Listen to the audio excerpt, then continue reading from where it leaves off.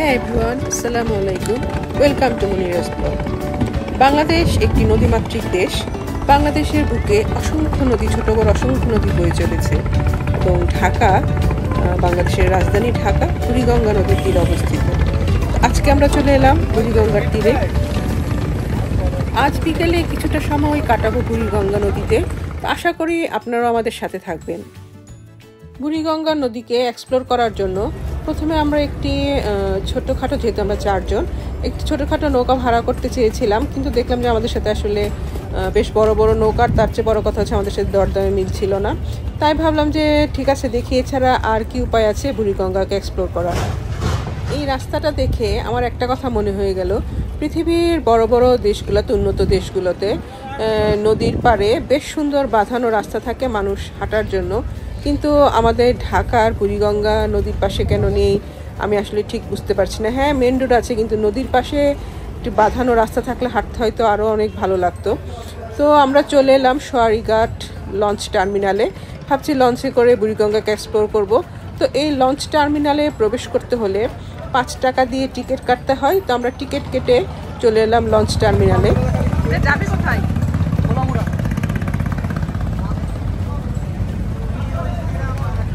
সামনে যে লঞ্চটি দেখা যাচ্ছে, এটিতে করে আমরা এখন যাব হচ্ছে নদীর ওপারে খোলামোড়ায়।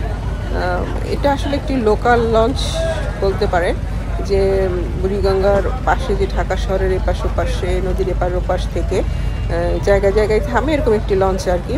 তো লঞ্চটা আসলে, লঞ্চের হাইটটা দেখুন, এত লো যে মাথা নুয়ে নুয়ে আমার হাঁটতে হচ্ছে। খুব একটা বেশি মানুষজন ছিল না, আসলে বিকেলবেলা বলেই কিনা আমি ঠিক শিওর না,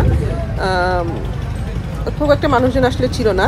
তারপরেও আসলে ভেতরে বসতে ইচ্ছে করলো না, আমরা সবাই চলে গেলাম হচ্ছে লঞ্চের উপরে যে ছাদ থাকে উপরে, সেখানে বসে আসলে ভাবলাম যে সেখানে বসে মানে বুড়িগঙ্গা এক্সপ্লোর দেখতে বেশ ভালোই লাগবে। তো সবাই সেখানে উঠে গিয়ে বসলাম।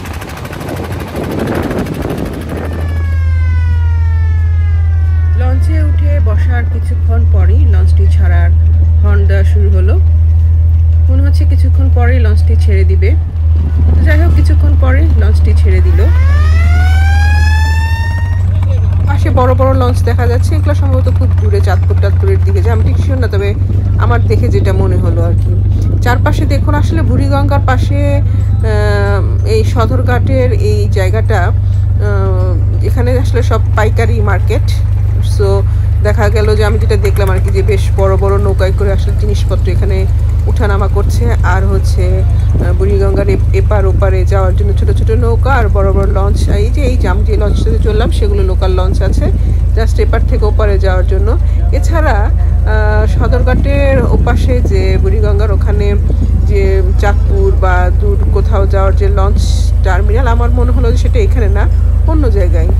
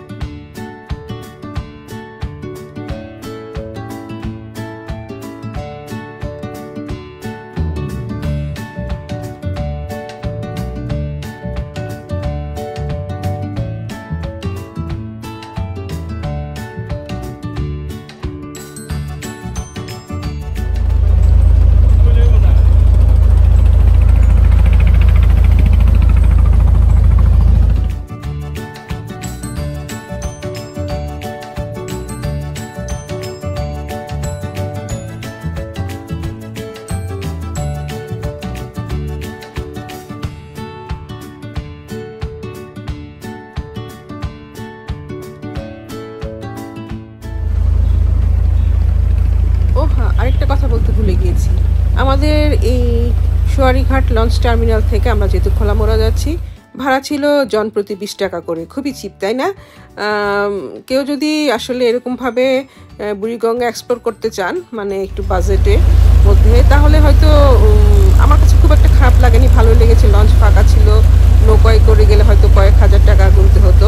সুতরাং লঞ্চে বসে এপার থেকে ওপার গেলাম, বুড়িগঙ্গা এক্সপ্লোর করলাম, ভালোই লেগেছে। আপনারা চাইলে কেউ ট্রাই করে দেখতে পারেন যাদের আমাদের মতো এরকম বাজেট লো থাকবে।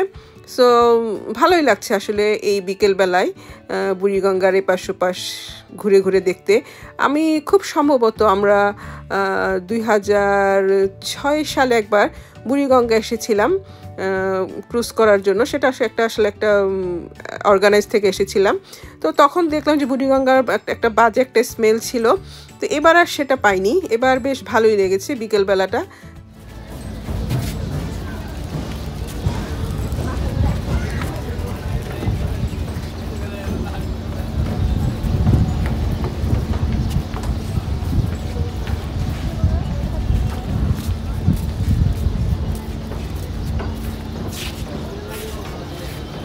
খুব সাবধানে লঞ্চ থেকে নেমে পড়লাম।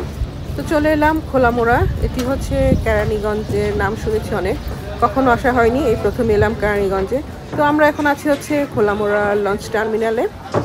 তো এখান থেকে খোলামোড়ায় কিছুটা সময় আসলে টাইম পাস করবো, এখানে একটু ঘুরে ঘুরে দেখবো।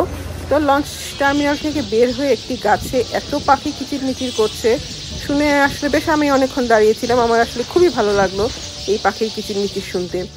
আমরা এখন হাঁটাহাঁটি করছি খোলামোড়া বাজারে। এই যে সামনে দেখতে পেলাম ঢাকার ঐতিহ্যবাহী বাখরখানি বানাচ্ছে এখানে। তারপরে একটি মিষ্টির দোকান ছিল আদি মিষ্টান্ন ভান্ডার নামে, সেখানে আমরা বিশাল বড় বড় মিষ্টি খেলাম। এই যে দেখুন কি বিশাল বড় স্পঞ্জ রসগোল্লা, ওখানকার দই। খাওয়া দাওয়া শেষ করলাম। খাওয়া দাওয়া শেষ করে আবারও কিছুক্ষণ হাঁটাহাঁটি করলাম। হাঁটাহাঁটি করে এক সময় আমরা উঠে বসলাম আবারও লঞ্চে। লঞ্চে করে আবার ফিরে যাচ্ছি জোয়ারিঘাটে।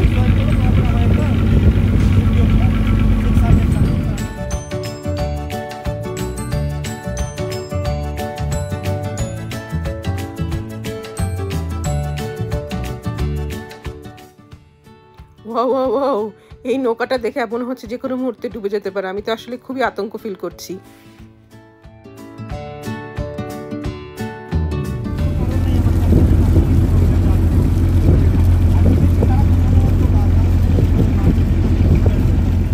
সূর্য অস্ত যাওয়ার এই মুহূর্তটা যে কি যে মায়াবী, কি যে মনোরম, এক অন্যরকম মনে হচ্ছে আমি একটি অন্যরকম জগতে আছি। আমি আসলে ভাষায় সেটা প্রকাশ করতে পারছি না।